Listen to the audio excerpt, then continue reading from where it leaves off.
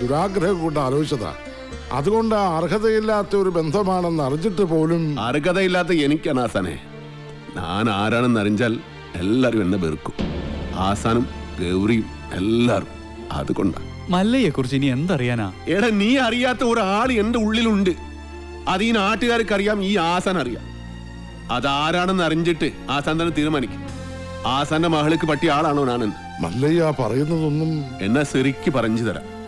പണ്ട് കുറെ കാലം മുമ്പ് നാട്ടുകാരുടെ പണവും കത്കൊണ്ടുപോയ ആസാനെ ഈ ഗതിയിലാക്കിയ ഒരു കള്ള ഹുടുകനെ ആസാൻ ഓർമ്മയുണ്ടോ? ആ ഹുടുക ആന. പണം കത്കൊണ്ടു പോകുന്നു എന്ന് കരുതിയിട്ടല്ലേ ആസാൻ എന്നെ തടഞ്ഞത്. പക്ഷേ ശരിക്കും നടന്നത് എന്താണെന്ന് ആസാൻ അറിയാം.